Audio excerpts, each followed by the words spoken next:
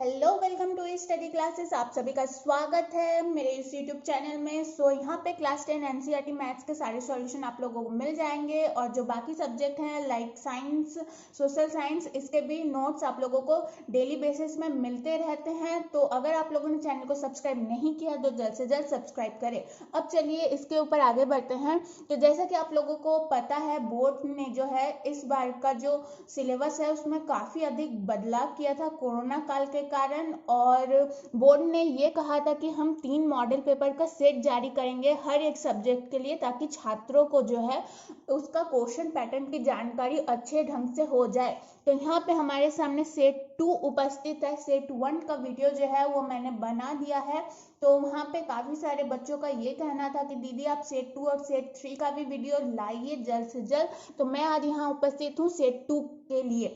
ठीक है, सेट 1 का वीडियो अगर आप लोगों में से किसी ने नहीं देखा है तो डिस्क्रिप्शन में लिंक मिल जाएगा, वहां से चेक कर लीजिए। अब चलिए आगे बढ़ते हैं। तो जैसा कि आप लोग देख रहे हैं, सेट 2 आप लोगों को 3 घंटे ही मिलते थे, तो 3 घंटे ही मिलेंगे। प्रश्नों की संख्या टोटल 30 होने वाली है और पूर्णांक यानी फुल मार्क्स जो है वो 80 का एग्जाम होने वाला है और 20 मार्क्स आप लोगों के स्कूल प्रोजेक्ट में ही शामिल होंगे। ठीक है, 80 मार्क्स का क्वेश्चन है ये। तो देखिए यहाँ पे पहला आप लोगों को सेक्शन नंबर ए दिख रहा होगा, सेक्शन नंबर ए। अब सेक्शन नंबर ए में 1 से लेके 10 तक आप लोगों का ऑब्जेक्टिव क्वेश्चन रहेगा, जिसमें कि कहाँ मिलता है, 1 अंक मिलता है। तो खंड ए पढ़िए।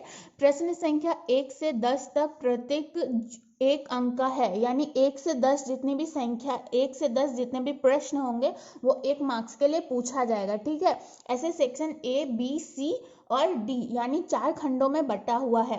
तो चलिए अब क्वेश्चन को देखेंगे और एक एक करके सॉल्यूशन निकालेंगे।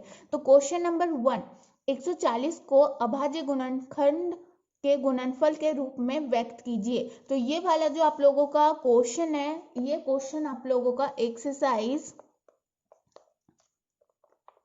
1.2 का क्वेश्चन नंबर 1 से लिया गया है। सो मैं यहाँ पे आप लोगों को क्वेश्चन प्लस क्वेश्चन का सॉल्यूशन प्लस ये क्वेश्चन कौन से एक्सरसाइज से और कौन से क्वेश्चन से लिया गया है, कौन से क्वेश्चन नंबर से लिया गया है, ये सब बताने वाली हूँ। तो वीडियो के लास्ट तक जुड़े रहिए। ठीक है, तो चलिए कहा गया है कि 140 को अभाज्य गुणनखंडों के गुणनफल के रूप में व्यक्त कीजिए। तो चलिए बढ़ते हैं।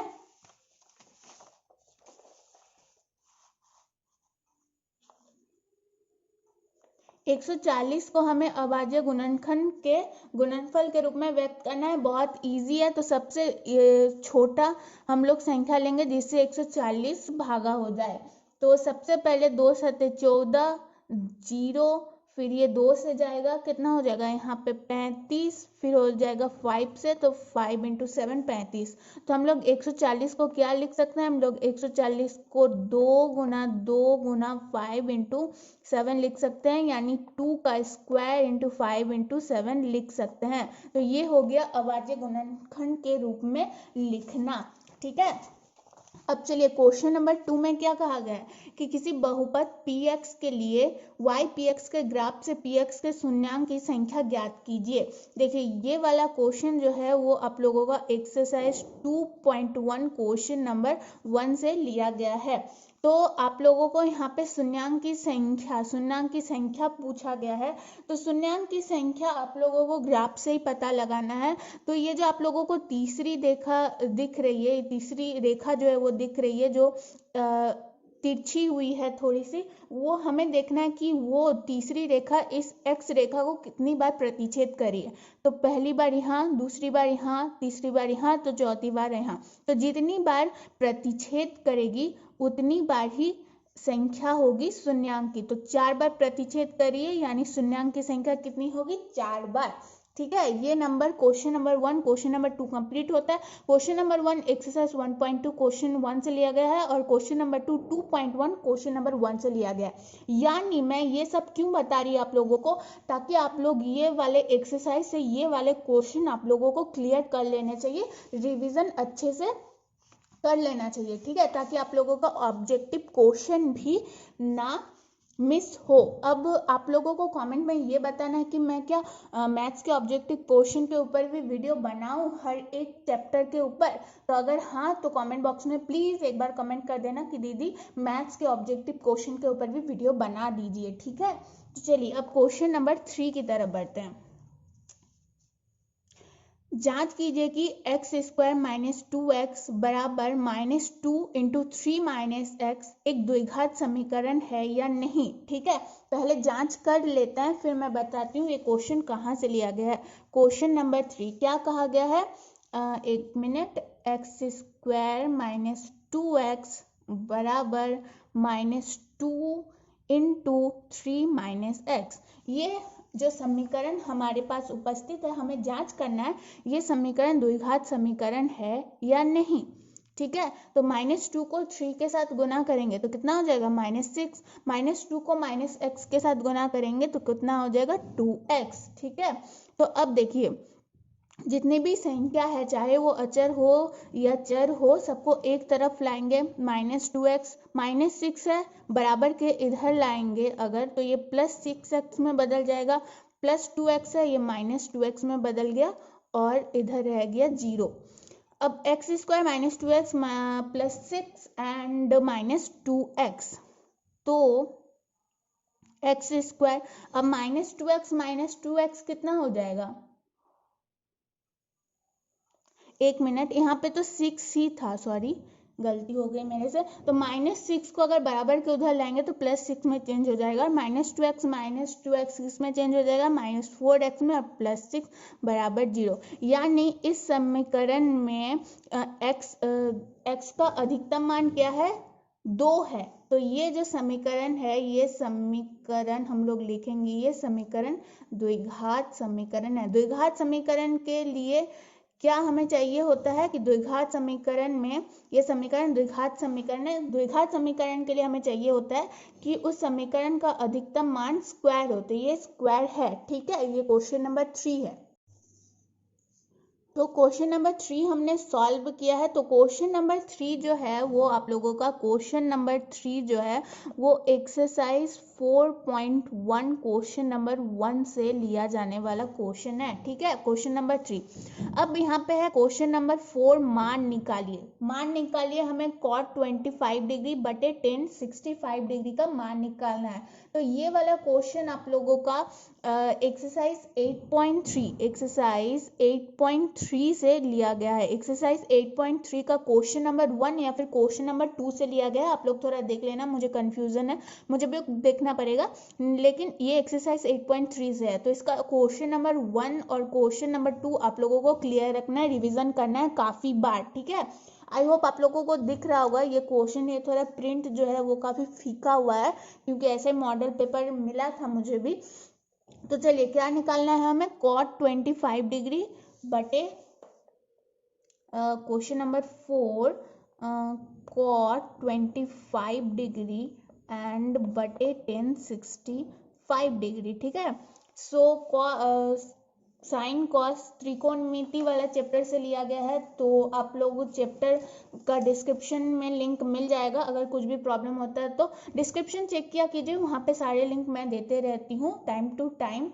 सो यहाँ पे cot 25 को cot 25 डिग्री ही लिखते हैं, और tan 65 डिग्री को हम क्या लिख सकते हैं, tan 65 को हम 90 माइनस 25 भी लिख सकते हैं, क्योंकि 90 से 25 करेंगे तो हो जाएगा 5 5 10 6 7 8 9 90। तो tan 65 को हम लोग 90 माइनस 25 लिख सकते हैं कि नहीं, क्योंकि 90 माइनस 25 करेंगे तो 65 भी आना है। अब cot 25 को cot 25 डिग्री लिखते हैं, और tan 90 माइनस 25 आप लोगों को पता है कि tan 90 माइनस a को cot a लिख सकते हैं, तो tan cot में चेंज हो जाएगा, और a के रूप में यहाँ पे 25 है तो 25, तो cot 25 कट हो गया तो बच गया यहाँ पे 1, ठीक है, हो गया। अब चलिए मैंने बता दिया कौन से एक्सरसाइज से लिया गया है, क्वेश्चन नंबर 4। अब चलिए आगे बढ़ते हैं, एक मिनट में थोड़ा जूम कर देती हूँ ताकि आप लोगों को देखने में आसानी हो। अब चलिए क्वेश्चन नंबर 5। क्वेश्चन नंबर 5, समांतर श्रेणी 6, 9, 12, 15 के लिए सार्व अंतर ज्ञात कीजिए। बहुत इजी है। ये जो क्वेश्चन नंबर 5 जो है वो आप लोगों का एक्सरसाइज 5.1 से लिया गया है। Exercise 5.1, exercise 5.1। अच्छा, कुछ जैसे कि मैंने वो वीडियो डाला था सेट नंबर 1 में, तो कुछ झारखंड बोर्ड के बच्चों का कहना था कि दीदी ये वाला चैप्टर हटा दिया गया, दीदी ये वाला एक्सरसाइज हटा दिया गया। तो कुछ भी चैप्टर या एक्सरसाइज नहीं हटाया गया, उसमें से कुछ क्वेश्चन हटाए गए हैं। तो आप लोगों को गलती नहीं करना है कि ये चैप्टर बिल्कुल ही कंप्लीट नहीं किया हो आपने, ऐसा कुछ बिल्कुल गलती नहीं करना है, ठीक है। झारखंड बोर्ड के बच्चों के लिए मैं कह रही हूँ ये बात, क्योंकि उन्हीं लोग का कुछ में से कमेंट था। तो इनके लिए सार्व अंतर ज्ञात करना है। तो A1, A2, A3 और A4। तो क्या करते हैं हम लोग सार्वंतर के लिए A2 से A1 माइनस करते हैं, यानी 9 माइनस 6 3, या फिर A3 से माइनस A2 करेंगे तो A3 कितना है 12 माइनस 9 फिर भी 3, यानी सार्वंतर जो है वो 3 है, ठीक है। सार्वंतर जो है वो 3 है। और आप लोगों को याद रखना है 1 से 5 तक जितने भी क्वेश्चन है वो सारे ऑब्जेक्टिव है, यानी 1 मार्क्स के लिए। तो ज़्यादा एफर्ट नहीं लगाना है, बस आंसर निकालिए और चलते बनिए, ठीक है। टाइम नहीं लगाना है ना, क्योंकि बाद में दिक्कत हो जाती है। व्यास डी वाले वृत्त के चतुर्थांश का क्षेत्रफल लिखे। क्वेश्चन नंबर 6, क्वेश्चन नंबर 6 क्या कहा गया है क्वेश्चन नंबर 6 में कि व्यास डी वाले वृत्त के, अब देखिए व्यास डी है तो त्रिज्या क्या हो जाएगी, त्रिज्या जो होती है वो हमेशा व्यास के आधी होती है। अगर व्यास डी है तो त्रिज्या d/2 हो जाएगी। अब चतुर्थांश का क्षेत्रफल, किसका चतुर्थांश का क्षेत्रफल भाई, तो वृत्त का। अब वृत्त का क्षेत्रफल क्या होता है पाई आर स्क्वायर, आर यानी त्रिज्या, त्रिज्या कितनी है d/2, तो आर स्क्वायर। अब चतुर्थांश कहा गया है तो अगर पूरे क्षेत्रफल को 4 से भागा दिया जाए तो चतुर्थांश का क्षेत्रफल निकल जाएगा, यानी वृत्त के चतुर्थांश का क्षेत्रफल पाई इंटू d/2 का होल स्क्वायर बटे 4, ठीक है। तो क्वेश्चन को समझिए फिर उसका सॉल्यूशन निकालिए तो कोई दिक्कत नहीं होगी। क्वेश्चन नंबर 7, क्वेश्चन नंबर 7 जो है ये थोड़ा सा मुझे याद नहीं आ रहा कहाँ से लिया गया है। आई थिंक ये एक्सरसाइज 7.1 से लिया गया, आप लोग देख लेना थोड़ा, ठीक है। 7.1 से लिया गया है, ये देख लेना थोड़ा, लेकिन मैं सॉल्यूशन करके बता दे रही हूँ, ठीक है। दी गई आकृति में DE समांतर है BC के, ठीक है। तो EC ज्ञात कीजिए और फिगर D समांतर है BC, फाइंड EC, ठीक है। अच्छा, तो यहाँ पे आप लोगों को एक त्रिभुज दिख रहा होगा ABC और DE। तो हम लोग यहाँ पे क्या लिख सकते हैं, हम लोग यहाँ पे लिख सकते हैं कि AD बटे DB बराबर है AE बटे EC के, ठीक है। ये हम लोग लिख सकते हैं, यहाँ से समझ लीजिए AD बटे DB बराबर है AE बटे EC के। तो ये वाला समीकरण मैं यहाँ पे उतारती हूँ और आप लोगों को सॉल्व करके समझाती हूँ। तो AD बटे, मैंने आकृति से समझा दिया है, मुझे आकृति दिखाने में यहाँ पे प्रॉब्लम होती है तो इसलिए मैंने आकृति से समझा दिया। अब आप लोग यहाँ पे कारण दे सकते हैं प्रमेय 6.1 से, ठीक है। प्रमेय 6.1, 6.8 बहुत इंपॉर्टेंट है इस बार के एग्जाम के लिए, आप लोगों को क्लियर रखना है माइंड में। तो प्रमेय 6.1 को थेल्स प्रमेय भी कहा जाता है, ये ध्यान रखना चाहिए, ठीक है। तो उसका भी डिस्क्रिप्शन में लिंक मिल जाएगा, प्रमेय का पूरा प्लेलिस्ट तैयार किया है मैंने, डिस्क्रिप्शन में देख लेना। अब AD का मान यहाँ पे कितना था 1.5, 3 सेंटीमीटर 1 सेंटीमीटर, और EC तो हमें निकालना है। तो AD है 1.5, DB है 3 सेंटीमीटर, AE है 1 सेंटीमीटर और EC हम लोग निकालेंगे। क्रॉस मल्टीप्लिकेशन करते हैं तो EC इंटू 1.5 और 3 इंटू 1 3, तो EC बराबर 3, ये गुना में था भागा में जाएगा 1.5, दशमलव हटाते हैं यहाँ बैठाते हैं 10, तो यहाँ पे क्या हो गया EC बराबर 30/15, तो यहाँ हो गया 15 दुगनी 30, तो EC बराबर 2 हो गया क्वेश्चन नंबर 7 कंप्लीट। आपको मिल गए 1 मार्क्स अगर आप लोग ये वाला क्वेश्चन, बहुत इंपॉर्टेंट है, ऐसा क्वेश्चन हर बार पूछा जाता है। क्वेश्चन पैटर्न जिस हिसाब से आप लोगों का बनाया गया है इस बार बहुत इजी रहेगा मेरे हिसाब से इस बार का एग्जाम। तो अगर आप लोग ये वाले क्वेश्चन आप लोग अपने माइंड में क्लियर रखते हो तो कोई दिक्कत नहीं होगी। कहा गया क्वेश्चन नंबर 8, किसी वृत्त की स्पर्श रेखा वृत्त को कितने बिंदु पर प्रतिच्छेद करती है। ठीक है, क्वेश्चन नंबर 8, किसी वृत्त की स्पर्श रेखा।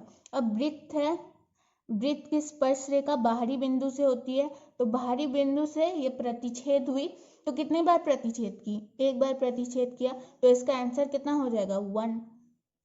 ठीक है, आंसर हो गया 1 क्वेश्चन नंबर 8 का। ठीक है, तो ये जो है ये आप लोगों का एक्सरसाइज 10 से लिया गया है। मैंने चैप्टर 1 अगर आप लोगों के माइंड में क्लियर है, एक्चुअली ये तो ऑब्जेक्टिव क्वेश्चन है, तो ये चैप्टर 10 से लिया गया है, हम लोग ऐसा कह सकते हैं। वह घटना जिसकी घटित होना निश्चित है प्रायिकता होती है, तो ये जो है ये चैप्टर 15 से लिया गया है, ये सूत्र के रूप में पूछा गया है, तो 1/1 होगा यानी उसका आंसर 1 होगा। नीचे दिए गए तोरण किस प्रकार का तोरण है, तो ये जो है ये कम प्रकार का तोरण है।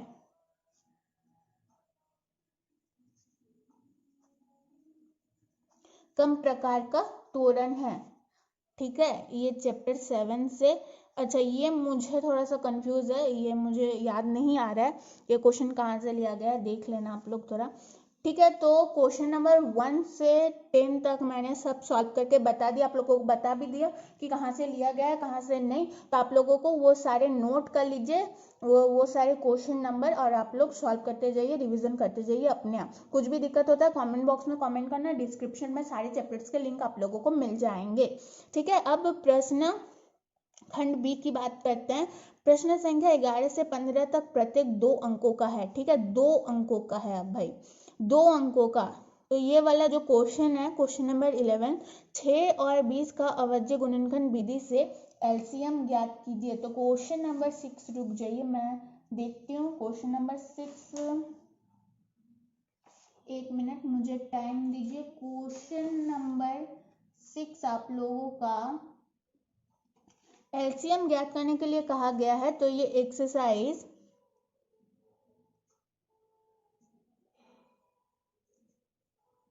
1.2 से लिया गया है। ठीक है, ये एक्सरसाइज 1.2 से लिया गया है। 6 और 20 का अभाज्य गुणनखंड से एलसीएम ज्ञात करना है। क्वेश्चन नंबर 11, 6 को हम लोग लिख सकते हैं 2 3 6, 20 को क्या लिख सकते हैं 2 से विभाजित करेंगे 10, 2 5 10, तो 6 को हम लोग लिखेंगे 2 × 3, 20 को हम लोग लिखेंगे 2 × 2 × 5। अब इसमें कॉमन क्या आ रहा है, 2 कॉमन आ रहा है दोनों में, तो क्या निकालने के लिए कहा गया था हमें एलसीएम, वो भी अभाज्य गुणनखंड विधि से, तो क्या निकल गया आंसर 2, जो कॉमन होगा वही आंसर होगा एलसीएम। फिर हो गया क्वेश्चन नंबर 11, हमें मिल गया है 2 मार्क्स।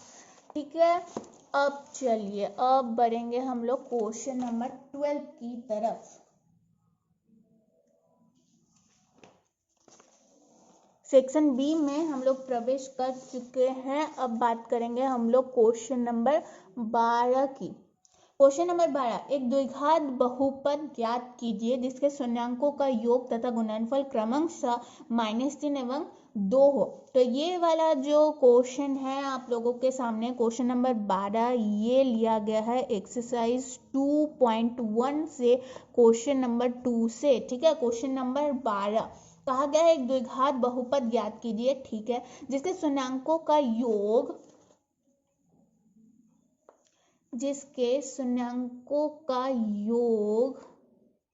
-3 हो और शून्यांकों का गुणनफल 2 हो, तो हमें द्विघात बहुपद ज्ञात करना है।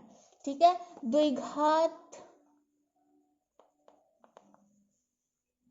बहुपद ज्ञात करने के लिए एक फॉर्मूला आप लोगों को याद होना चाहिए, x² - अल्फा प्लस बीटा का योग into x into alpha beta का गुणनफल। तो x² - अल्फा बीटा जो कितना है -3 into x plus alpha beta 2, तो क्या हो जाएगा x square minus minus plus 3 into x 3x plus 2, तो ये हो गया द्विघात बहुपद। हमें मिल गया है 2 मार्क्स। अगर ये क्लियर रहता है तो हमें यहाँ पे क्या क्लियर रखना होगा कि ये जो हमारे पास फॉर्मूला है द्विघात बहुपद या समीकरण निकालने का, वो हमें माइंड में बैठा के रखना होगा। तो हमारे 2 मार्क्स ऑलरेडी हमारे लिए रिजर्व्ड रहने वाले हैं। ठीक है, क्वेश्चन नंबर 12 कंप्लीट होता है। क्वेश्चन नंबर 13, आकृति में ओ ए गुना ओ बी बराबर ओ सी गुना ओ डी है। दर्शाइए कि कोण ए बराबर कोण सी है, कोण बी बराबर कोण डी है।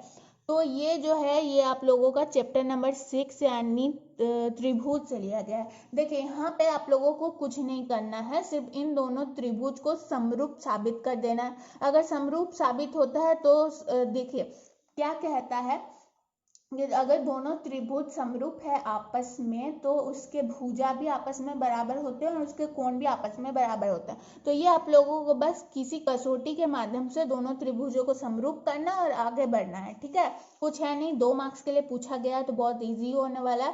क्वेश्चन नंबर 14, यदि सेक थीटा बराबर 13/12 हो तो साइन ए का मान ज्ञात कीजिए। तो ये लिया गया है त्रिकोणमिति से एक्सरसाइज 8.1 से। क्वेश्चन नंबर मुझे याद नहीं है, लेकिन एक्सरसाइज 8.1 से ही लिया गया है। शायद क्वेश्चन 3 या 4 8.1 हाँ एक्सरसाइज 8.1 से क्वेश्चन 3 या 4 से पूछा जाने वाला ये क्वेश्चन है। ठीक है, कहा गया है कि सेक थीटा बराबर 13/12 हो। ठीक है, मैं सॉल्व करके बताती हूँ। क्या है, सेक थीटा बराबर 13/12 हो तो हमें यहाँ पे साइन ए निकालना है। अब सेक का मान क्या होता है, सेक का मान होता है कर्ण बटे आधार।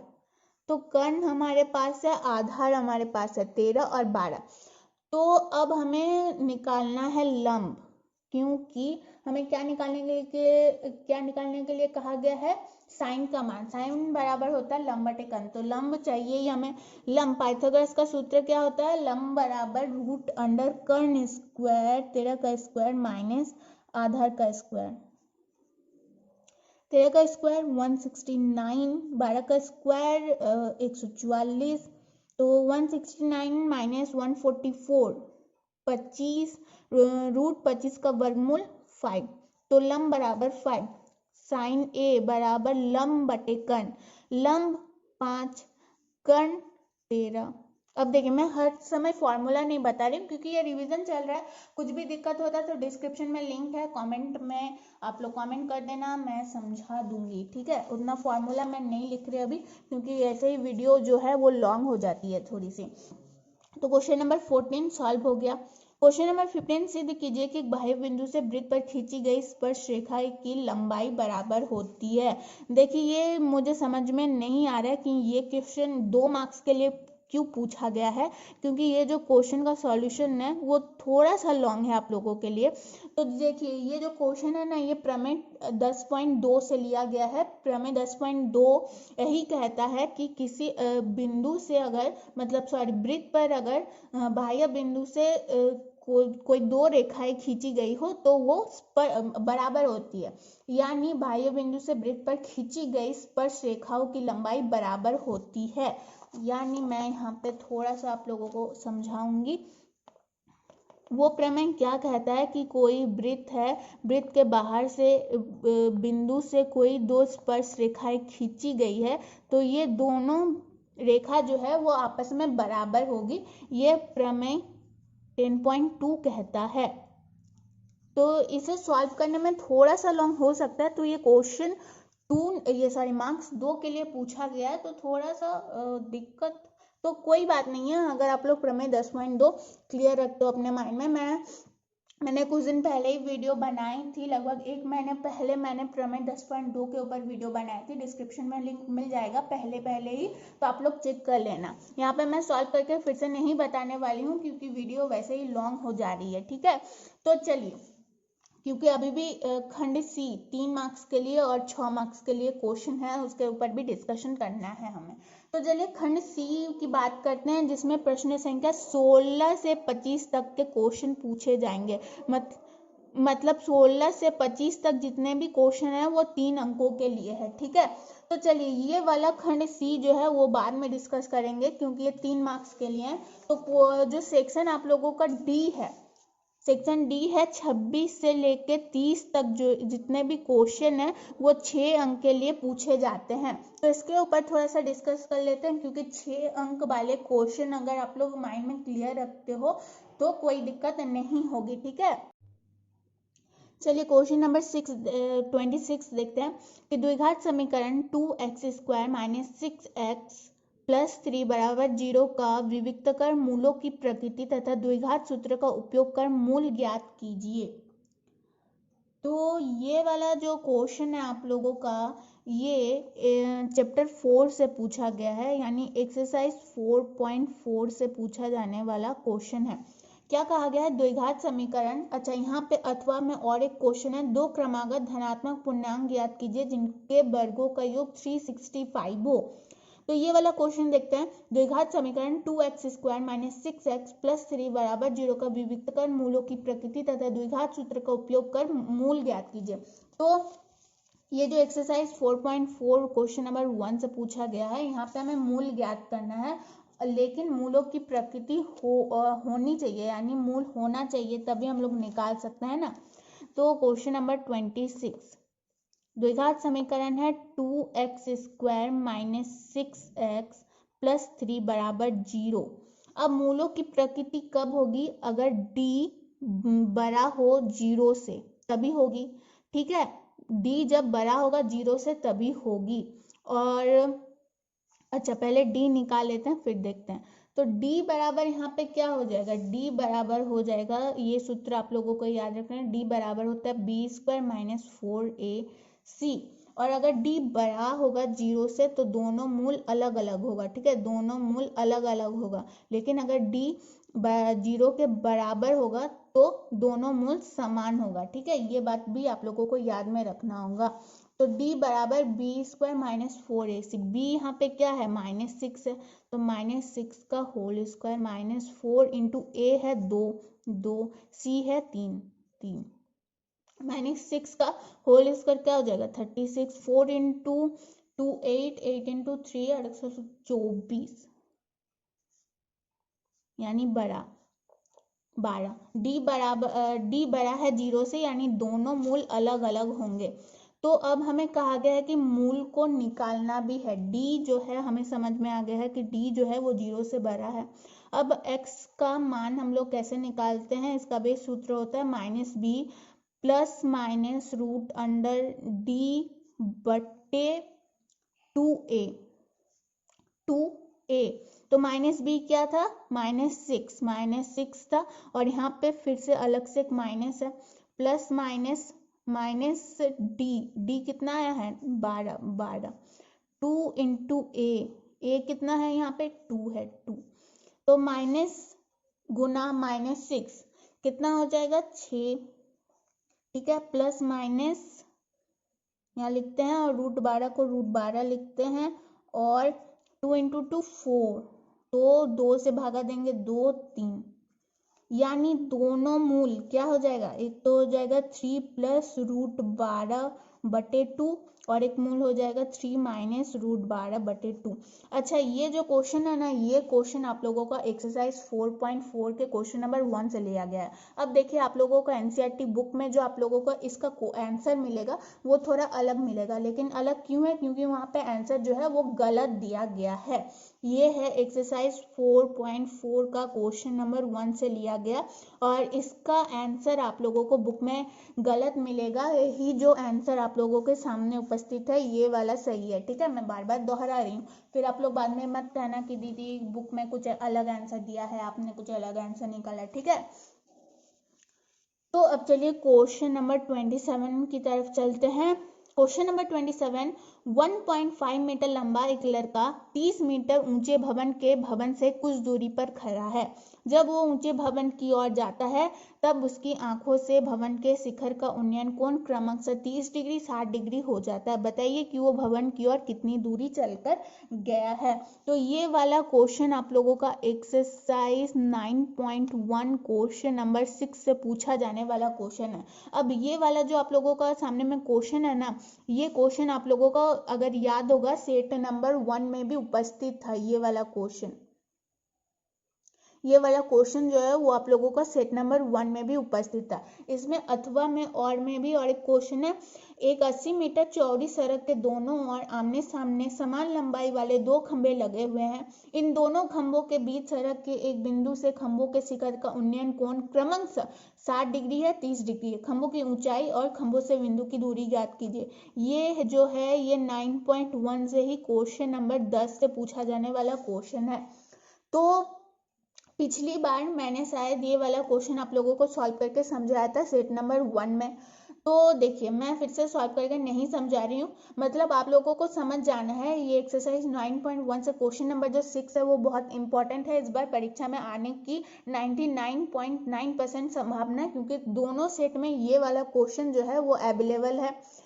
ठीक है, अब इसका जो क्वेश्चन है इसका लिंक मैं दे दूंगी डिस्क्रिप्शन में। ठीक है, डिस्क्रिप्शन में आप लोग चेक कर लीजिएगा, या फिर एक्सरसाइज 9.1 वी स्टडी क्लासेस से आप लोग सर्च भी मार सकते हैं। आप लोगों के सामने उपस्थित हो जाएगा वीडियो। क्वेश्चन नंबर 27 जो कि है 6 मार्क्स के लिए। अब क्वेश्चन नंबर 28 देखिए, इसके ऊपर भी थोड़ा बातचीत करते हैं। सिद्ध कीजिए कि एक समकोण त्रिभुज में कंठ का वर्ग शेष दो भुजाओं के वर्गों के योग के बराबर हो। ये है प्रमेय 6.8। ये वाला जो क्वेश्चन वो था सेट नंबर 1 में भी आप लोगों का उपस्थित था, मतलब समझ जाना होगा। ये वाला भी क्वेश्चन आने की संभावना 99% है। 2021 में जो एग्जाम है इसमें आने की संभावना 99% ये आ सकता है। ठीक है, 99% आने की ये संभावना है। इसके ऊपर भी वीडियो मैंने 2-3 हफ्ते पहले ही बनाया था। डिस्क्रिप्शन में प्रमेय 6.8 और उधर प्रमेय 10.2 का वीडियो आप लोगों को मिल जाएगा, पहले ही चेक कर लेना।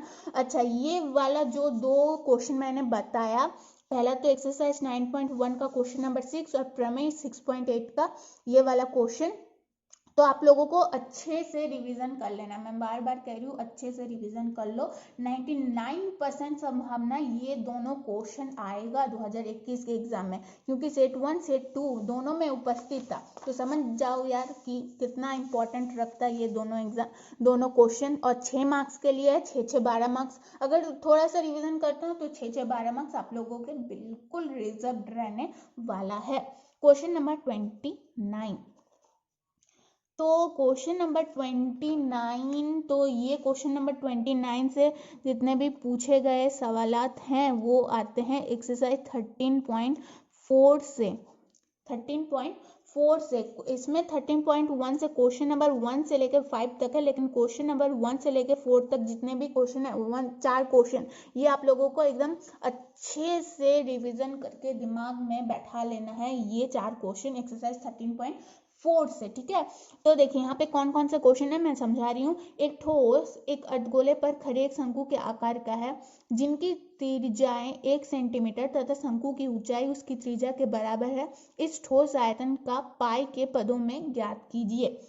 तो उसका आयतन हमें ज्ञात करना है, लेकिन पाई के मानों में, यानी पाई का जो आप मान निकालिएगा ना, सॉरी मतलब आप जब आयतन निकालिएगा तो पाई का मान मत रखिएगा, पाई को पाई ही रहने दीजिएगा, तब उसका मान जो आएगा वो पाई के पदों में आएगा। दूसरा क्वेश्चन है, एक तुर्की टोपी शंकु के छिन्नक के आकार की है, यदि इसके खुले सिरे की त्रिज्या 10 सेंटीमीटर है, खुले सिरे की त्रिज्या 10 सेंटीमीटर है, ऊपरी सिरे की त्रिज्या 4 सेंटीमीटर है और टोपी के तिर्यक ऊंचाई 15 सेंटीमीटर है, तो इसके बनाने में प्रयुक्त पदार्थ का क्षेत्रफल ज्ञात कीजिए। ये वाला क्वेश्चन आप लोगों का क्वेश्चन नंबर 3 से लिया जाने वाला है एक्सरसाइज 13.4 से। तो इसको सॉल्व करके एक बार मैं बता देती हूँ।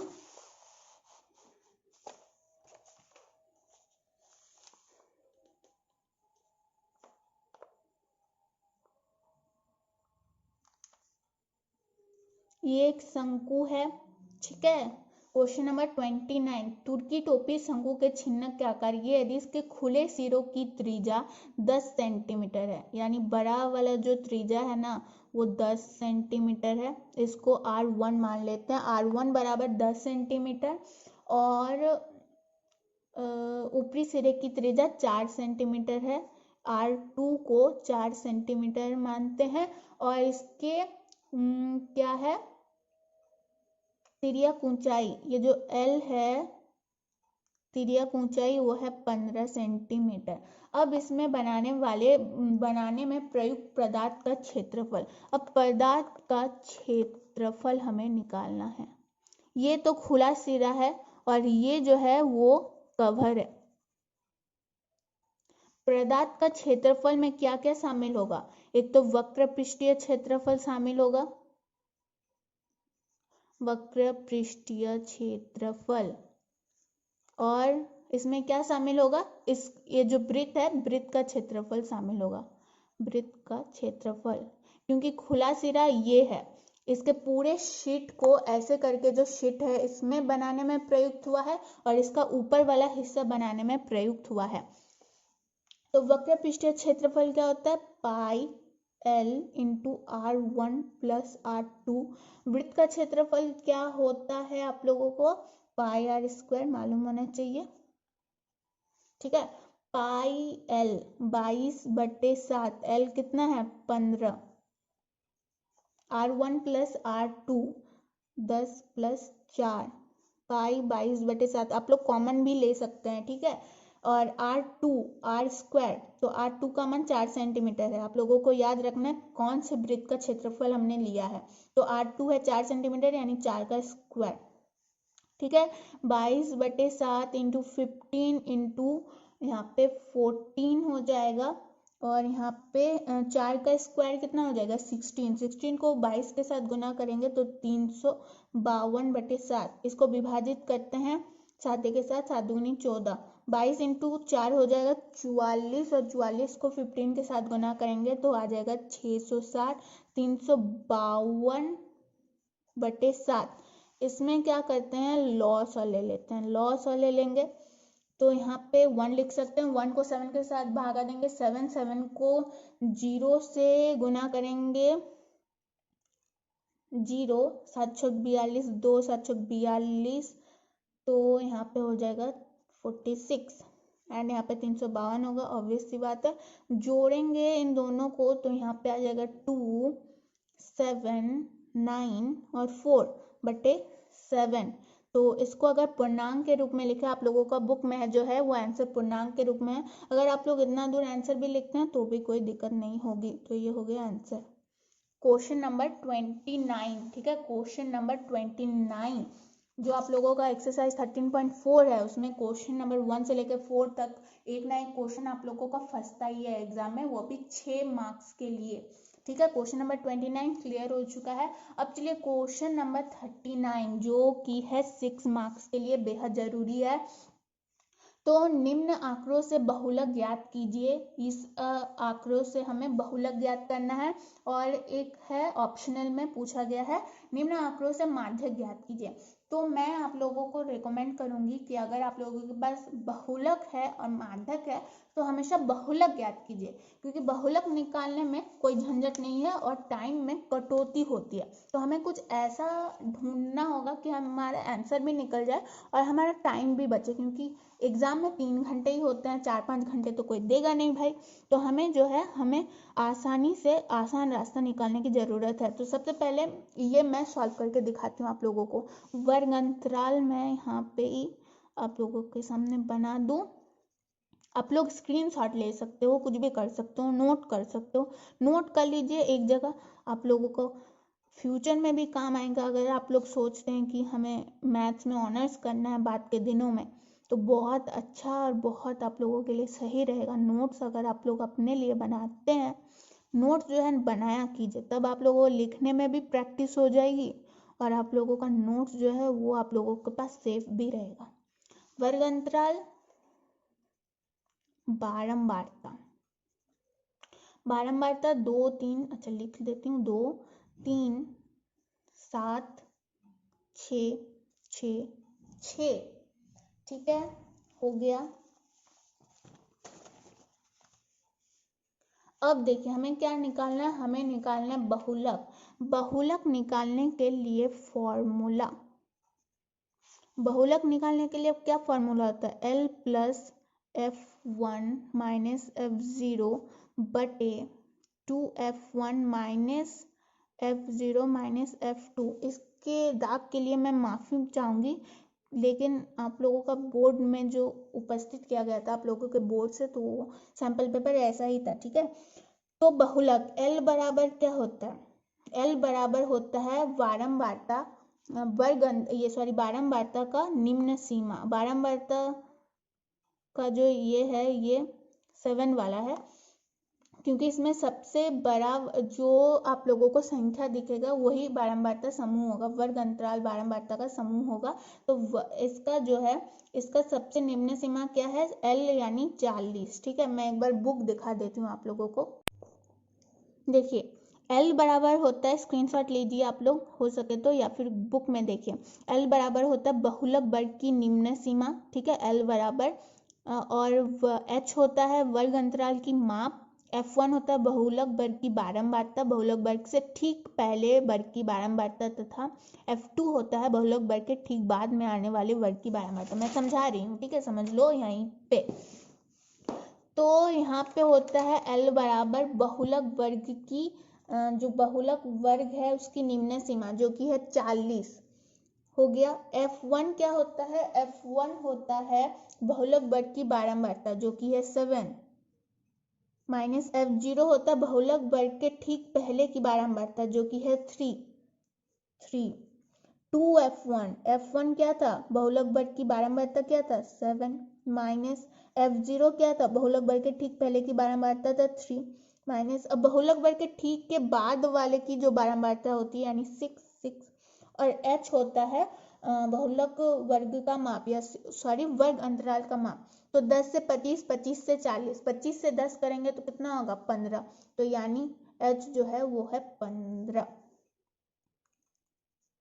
40 प्लस 7 माइनस 3 यहाँ पे हो जाएगा 4 बटे 2 इंटू 7 14 माइनस माइनस माइनस लेकिन होगा प्लस 9 इंटू 15 40, एक मिनट रुकिए, 40 और यहाँ पे 4 माइनस 14 माइनस 9 कितना हो जाएगा, 14 माइनस 9 हो जाएगा 5 इंटू 15 यानी 5 3 15। तो 40 प्लस 4 इंटू ये सॉरी हाँ 4 इंटू 3 12 यानी 40 प्लस 12 कितना हो गया 52।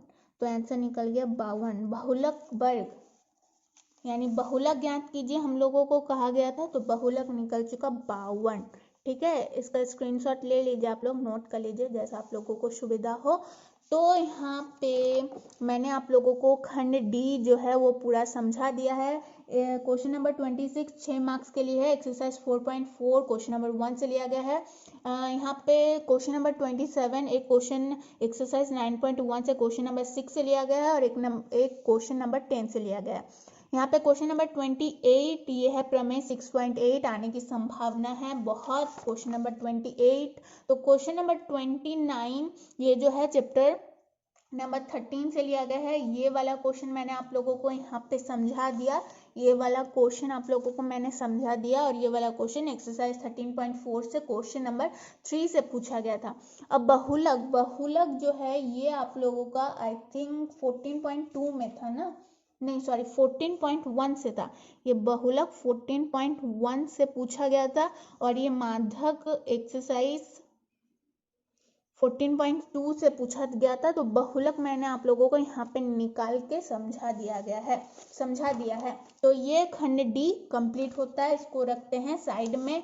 खंड ए मैंने समझा दिया है, 1 2 3 4 5 6 7 8 9 10 सब क्लियर कर दिया। सेक्शन बी 11 से 12 तक पूछा गया था, कहाँ है वो क्वेश्चन, 11 से 15 तक 12 क्वेश्चन मैंने समझाया, 13 भी 14 भी जो एक्सरसाइज 8.1 से 13 बटे 12 समझा दिया है। और ये जो क्वेश्चन नंबर 15 है बहुत इम्पॉर्टेंट है प्रमेय 10.2 समझा दिया। यानी आप लोगों के सामने बचता है खंड सी ना, खंड सी जिसमें 16 से 25 तक क्वेश्चन सम्मिलित हैं जो कि है प्रत्येक 3 अंक के लिए। अब चलिए बढ़ते हैं, अब चलिए क्वेश्चन नंबर 16 की तरफ बढ़ते हैं। तो कहा गया है कि यूक्लिड विभाजन एल्गोरिथम का प्रयोग कर 867 और 255 का एचसीएफ ज्ञात कीजिए। अब अगर आप लोगों ने सिलेबस देखा होगा तो वहाँ पे सबसे पहला जो लाइन था कि यूक्लिड विभाजन एल्गोरिथम वाला जो है वो क्वेश्चन हटा दिया गया, लेकिन सेट 1 और सेट 2 में भी ये क्वेश्चन उपस्थित था। तो मुझे समझ में नहीं आ रहा है कि यूक्लिड विभाजन वाला क्वेश्चन हटाया गया है या नहीं। लेकिन आप लोग क्या करना, अगर सेट 1 सेट 2 है, सेट 3 में भी होगा, जाहिर सी बात है, तो आप लोग यूक्लिड विभाजन वाला क्वेश्चन भी जो है, ये जो क्वेश्चन है ये आप लोगों का एक्सरसाइज 1.1 का क्वेश्चन नंबर 1 से लिया गया है। तो ये वाला भी कॉन्सेप्ट क्लियर कर लेना। और यहाँ पे अथवा में है सिद्ध कीजिए कि √5 एक अपरिमेय संख्या है। तो ये वाला जो क्वेश्चन है वो तो आप लोगों का एक्सरसाइज 1.3 क्वेश्चन नंबर 1 से लिया गया है। तो बहुत इंपॉर्टेंट वाला क्वेश्चन है 3 मार्क्स के लिए। पहले तो जब पुराना पैटर्न था क्वेश्चन का तो ये वाला क्वेश्चन अच्छे 6 मार्क्स के लिए पूछा जाता था, लेकिन अब जो है वो कर दिया गया है 3 मार्क्स के लिए। ठीक है, तो मैं यहाँ पे मेरे पास है, तो ये वाला मैं थोड़ा सा समझा देती हूँ कि सिद्ध कीजिए √5 एक अपरिमेय संख्या, ये वाला कैसे सॉल्व होगा। ठीक है, तो देखिए यहाँ पे है क्वेश्चन नंबर 1 कि सिद्ध कीजिए कि √5 एक अपरिमेय संख्या है। तो इससे जैसे मैंने सॉल्व किया है उसी प्रकार से आप लोगों को सॉल्व करना है। सॉल्व करने की कई विधि होती है, ये विधि है विरोधाभास विधि। तो हमें यहाँ पे अपरिमेय संख्या सिद्ध करना है, लेकिन सबसे पहले हम लोग इसको क्या करेंगे, मान लेंगे कि माना √5 एक परिमेय संख्या, अपरिमेय सिद्ध करना है लेकिन हम लोग मान लेंगे ये परिमेय संख्या है। अतः √5 p/q, जहाँ p/q पूर्णांक है, साथ ही q बराबर कभी 0 नहीं हो सकता और pq सहअभाज्य संख्या है। कोई भी परिमेय संख्या को हम लोग p/q के रूप में लिख सकते हैं। ठीक है, अब चलिए आगे बढ़ते हैं। फिर हम लोग √5 बराबर pq, ये जो समीकरण है, समीकरण के दोनों ओर वर्ग देंगे, यानी √5 का स्क्वायर और बराबर हो जाएगा p/q का स्क्वायर। ठीक है, तो √5 का स्क्वायर क्या हो जाएगा, √5 का स्क्वायर देखिए यहाँ पे भी मैंने लिखा है √5 × √5 √25, √25 का वर्गमूल 5, तो √5 के स्क्वायर को हम लोग 5 लिख सकते हैं। ठीक है, अगर आप लोगों को यहाँ थोड़ा सा समझने में डिफिकल्टी आ रही है तो मैं वीडियो का लिंक दे दूंगी डिस्क्रिप्शन में, ये वाला खास करके इस वाला वीडियो का। तो p/q का होल स्क्वायर को हम लोग p²/q² लिख सकते हैं। अब क्रॉस मल्टीप्लिकेशन करेंगे तो p × q² बराबर p², इसको मान लेंगे समीकरण 1।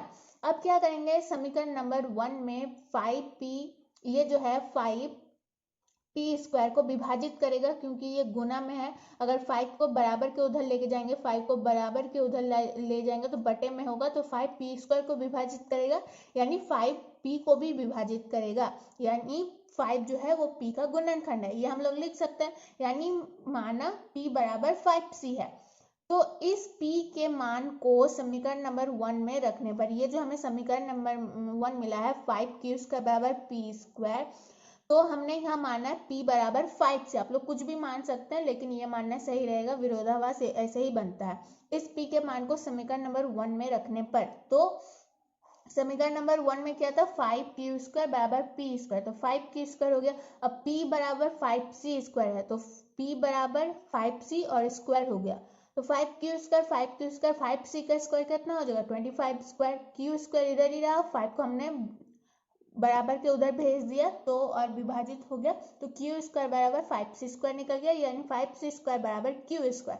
तो अब 5 जो है वो q² को विभाजित करेगा, क्यों विभाजित करेगा, अब देखिए 5 तो c² के साथ गुना में q² है, तो c² बराबर q²/5, यानी 5 जो है वो q² को विभाजित करेगा, यानी हम कह सकते हैं कि 5q को भी विभाजित करेगा। ठीक है, 5q को भी विभाजित करेगा। तो समीकरण 2 में 5q² को विभाजित करेगा, अतः 5q को भी विभाजित करेगा, अतः 5q का गुणनखंड है। समीकरण 1 और 2 में 5pq दोनों को विभाजित करिए, अर्थात p/q सहअभाज्य संख्या नहीं है। अब यहाँ पे तो हमें पता था कि p/q पूर्णांक या सहअभाज्य संख्या है, लेकिन यहाँ पे हमें साबित हो गया कि सहभाज्य संख्या नहीं है। तो हम लोग लिख सकते हैं कि ये त्रुटि इसलिए उत्पन्न हुई क्योंकि हमने यहाँ पे √5 एक परिमेय संख्या मान लिया था, अतः √5 एक अपरिमेय संख्या है। ठीक है, तो देखिए यहाँ पे मैंने थोड़ा सा जल्दी जल्दी समझा दिया है, मैंने वीडियो बना दिया आप लोगों के लिए, डिस्क्रिप्शन में लिंक मिल जाएगा।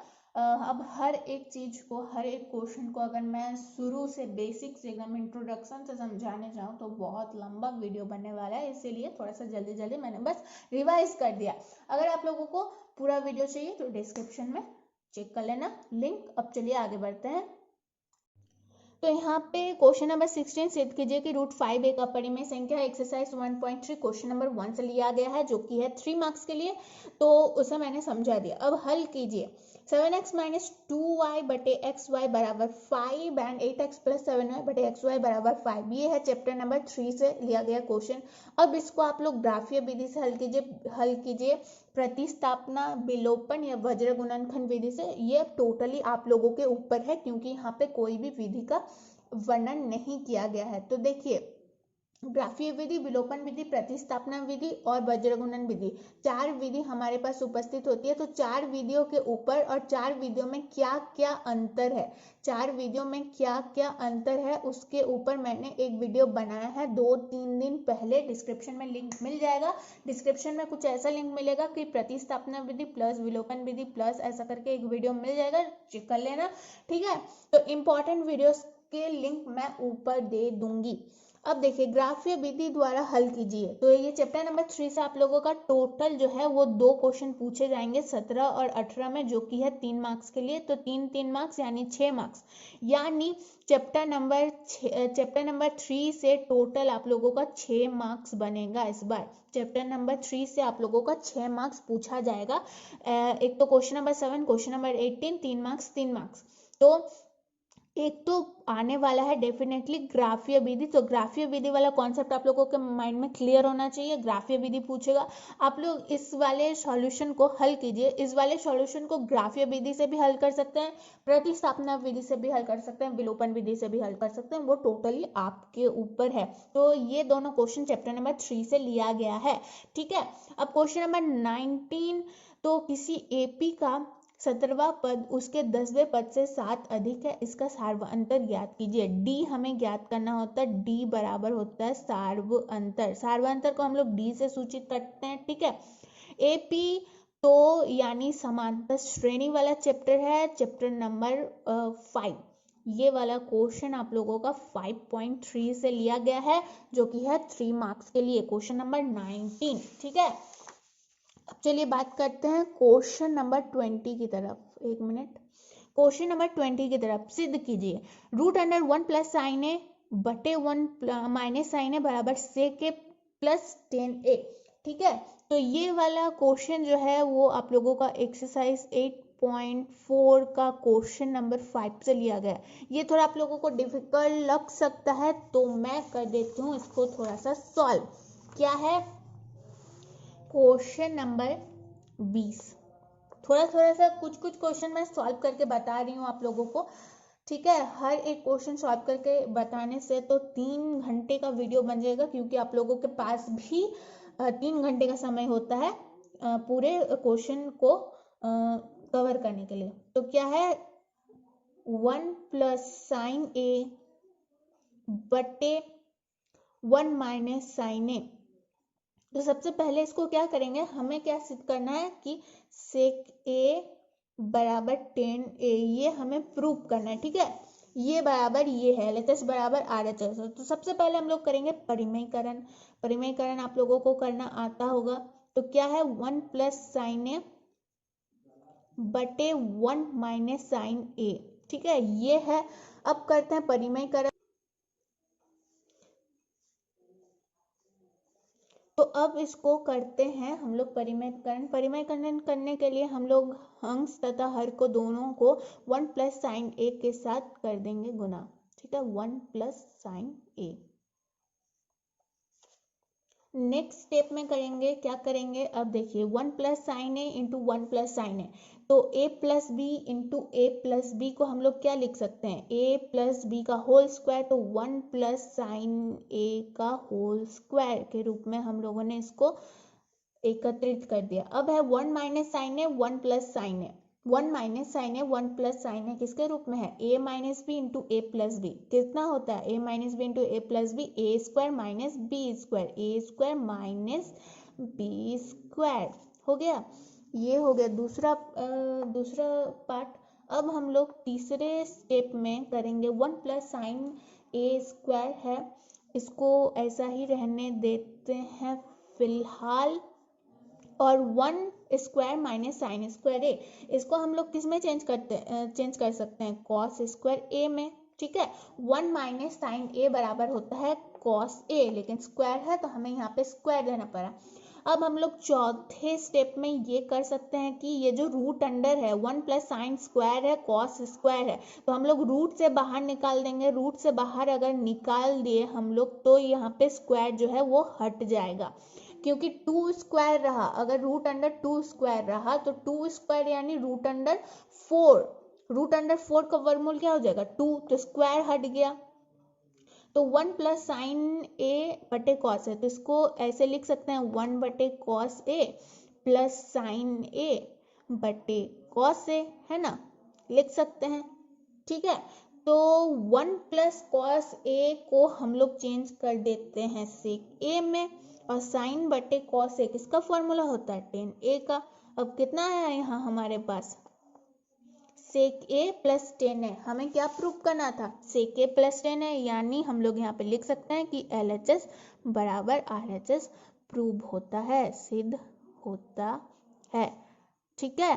तो अब देखिए मैं यहाँ पे आप लोगों को रेकमेंड करूंगी एक्सरसाइज 8.4 का क्वेश्चन नंबर 4 का सेक्शन नंबर 1 से लेके आई थिंक आप लोगों का 4 क्वेश्चन नंबर एक मिनट क्वेश्चन नंबर 6 तक आप लोगों को अच्छे ढंग से कर लेना चाहिए, ठीक है। ये वाला पार्ट आप लोग कहीं पे नोट कर लीजिए, बुक में ही नोट कर लीजिए, आप लोगों के लिए बेहतर होगा, तो रिवीजन कर लेना। अब चलिए क्वेश्चन नंबर 20 है ना, क्वेश्चन नंबर 20 कंप्लीट होता है। और भी क्वेश्चन है, एक्स अक्ष पर बिंदु ज्ञात कीजिए जो 2 और -5 और -2 9 से समदूरस्थ है। और यहाँ पे क्वेश्चन नंबर 22, उस बिंदु का निर्देशांक ज्ञात कीजिए जो बिंदुओं -1 7 और 4 -3 को मिलाने वाले रेखाखंड को 2:3 के रूप में विभाजित करता है। तो ये वाला जो क्वेश्चन है वो सेट 1 में भी था, मैंने सॉल्व करके आप लोगों को बताया था। ये चैप्टर नंबर 7 से लिया जाने वाला क्वेश्चन है, ये भी आप लोगों का चैप्टर नंबर 7 से लिया जाने वाला क्वेश्चन है, यानी चैप्टर नंबर 7 से भी आप लोगों का टोटल 6 मार्क्स का क्वेश्चन बनेगा, ठीक है, हो गया। अब यहाँ पे और एक क्वेश्चन दिया गया है, के का मान ज्ञात कीजिए यदि बिंदु A 2 3 B 4 के और C 6 3 संरेखी है। तो ये भी चैप्टर नंबर 7 से लिया जाने वाला क्वेश्चन है। अब चलिए क्वेश्चन नंबर 23 में बढ़ते हैं। क्वेश्चन नंबर 23, एक त्रिभुज ABC बनाइए जिसमें AB 5 सेंटीमीटर, BC 6 सेंटीमीटर और कोण ABC 60 डिग्री हो। फिर एक त्रिभुज की रचना कीजिए जिसकी भुजाएं कोण ABC की संगत भुजाओं की 3/4 गुनी हो। और यहाँ पे दिया हुआ है अथवा में 4 सेंटीमीटर त्रिज्या का एक वृत्त पर 6 सेंटीमीटर त्रिज्या का एक सकेंद्रीय वृत्त के किसी बिंदु से एक स्पर्श रेखा की रचना कीजिए। तो ये है चैप्टर नंबर 11, ये जो है चैप्टर नंबर 1 एंड ये मतलब एक्सरसाइज 1.1 और ये एक्सरसाइज 1.2 से लिया जाने वाला क्वेश्चन है। तो 3 मार्क्स आप लोगों का चैप्टर नंबर 11 से कवर होने वाला है, ठीक है। प्रायिकता, ये प्रायिकता से लिया जाने वाला क्वेश्चन है आप लोगों का क्वेश्चन नंबर 24, एक थैले में एक लाल गेंद, एक नीली गेंद और एक पीली गेंद है तथा सभी गेंद एक ही साइज की है। कृतिका बिना थैले के अंदर झांके इसमें से एक गेंद निकालती है, इसकी क्या प्रायिकता है कि वह गेंद पीली होगी, लाल होगी और नीली होगी। तो चैप्टर नंबर 15 प्रायिकता वाला से। अब 25, 10 सेंटीमीटर त्रिज्या वाले एक वृत्त की कोई जीवा केंद्र पर समकोण अंतरित करती है, संगत लघु वृत्तखंड का क्षेत्रफल ज्ञात कीजिए। क्वेश्चन नंबर 25 ना, यहाँ पे आप लोगों का क्वेश्चन नंबर 25 3 मार्क्स का लास्ट वाला क्वेश्चन है। तो क्या मैं इसको सॉल्व करके बताऊं आप लोगों के लिए? अच्छा, बता ही देती हूँ। लास्ट क्वेश्चन है, आई थिंक ये 3 मार्क्स वाला लास्ट क्वेश्चन है। तो क्या कहा गया है क्वेश्चन में, एक minute, question number 25। Question number 25 में कहा गया कि 10 सेंटीमीटर त्रिज्या वाले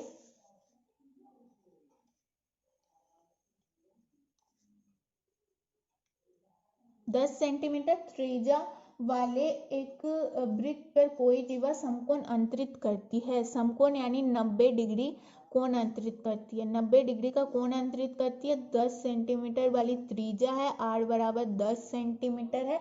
तो हमें क्या निकालना है? अंतरित करती है संगत लघु वृत्तखंड का क्षेत्रफल, यानी इस वृत्तखंड का क्षेत्रफल ज्ञात कीजिए। तो हम लोग वृत्तखंड का क्षेत्रफल निकालने के लिए क्या कर सकते हैं? लॉजिक लगाइए, ठीक है। बेसिक अगर आप लोग क्वेश्चन समझ जाते हैं ना तो कोई दिक्कत नहीं होने वाली है। हम लोग वृत्तखंड का क्षेत्रफल निकालने के लिए अगर त्रिज्या खंड का क्षेत्रफल निकाल लें, इस त्रिज्या खंड का, याद रखना है समकोण त्रिभुज है, त्रिज्या खंड का क्षेत्रफल अगर हम लोग निकाल ले और उससे कर दे माइनस, हम लोग क्या कर सकते हैं? त्रिभुज का क्षेत्रफल माइनस कर दे तो काम बन जाएगा ना। ये वाला, ये अगर हम लोग त्रिज्या खंड के क्षेत्रफल से अगर हम लोग ये वाला माइनस कर दे, त्रिभुज का क्षेत्रफल माइनस कर दे, तो ये वाला हमारे पास क्षेत्रफल निकल के आ जाएगा। त्रिज्या खंड का क्षेत्रफल होता है θ/360 पाई r स्क्वायर माइनस त्रिभुज का क्षेत्रफल होता है 1/2 आधार गुना चाहिए। अब अच्छा, अब हर क्षेत्र में त्रिभुज का हर क्षेत्रफल में ये वाला फॉर्मूला काम नहीं करेगा। यहाँ पे 90 डिग्री वाला है, इसीलिए कोण 90 डिग्री है, इसलिए 1/2 आधार गुना चाहिए। अगर समकोण त्रिभुज रहता तो 1/2 r स्क्वायर साइन थीटा लगता, ठीक है। ये आप लोगों को याद रखना है कॉन्सेप्ट, गलती नहीं करना है। जब 60 डिग्री का कोण रहेगा ना तो आप लोगों को फॉर्मूला लगाना है 1/2 r स्क्वायर साइन थीटा, यानी साइन 60 डिग्री। 120 वाला भी कोण रहेगा तो यही वाला फॉर्मूला लगाना है, लेकिन 90 डिग्री वाला अगर कोण रहता है तो ये वाला फॉर्मूला आप लोग आसानी से लगा सकते हैं। अब चलिए आगे बढ़ते हैं। तो यहाँ पे आप लोगों को कहा गया था कि पाई का मान 3.14 लेने के लिए, ठीक है, वही लेंगे जो कहा गया है, उसी अनुसार करेंगे, क्योंकि नंबर के साथ भाई कोई छेड़खानी नहीं होनी चाहिए एग्जाम में।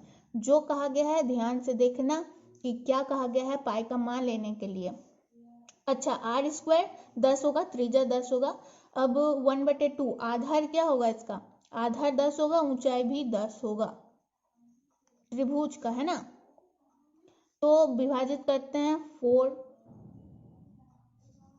ये 2 से विभाजित हो गया, फिर 2 से विभाजित करते हैं 5, तो 5 × 5 25, 25 इंटू 3.14 करेंगे तो 78.5 हो जाएगा।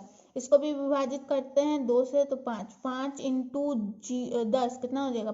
50, यानी 28.5, यानी आंसर 28.5 निकल गया।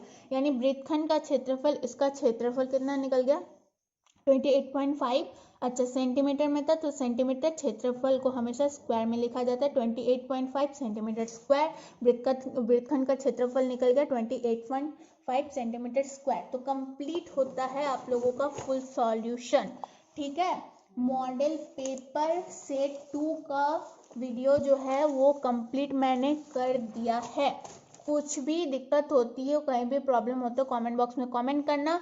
और हाँ, सेट 1 का वीडियो अगर आप लोगों ने नहीं देखा, डिस्क्रिप्शन में लिंक दे दूंगी, और जितने भी क्वेश्चन का कहा है मैंने डिस्क्रिप्शन में लिंक आप लोगों को मिल जाएगा, चेक कर लेना। और जो क्वेश्चन मैंने कहा है कि 99% चांस है, उन लोग को रिविजन आप लोगों को अच्छे से करना है। तो बस आज के लिए इतना ही। वीडियो अच्छी लगे तो लाइक करना, अपने दोस्तों के साथ शेयर करना और चैनल को सब्सक्राइब करना ना भूलना एग्जाम के अपडेट्स पाने के लिए।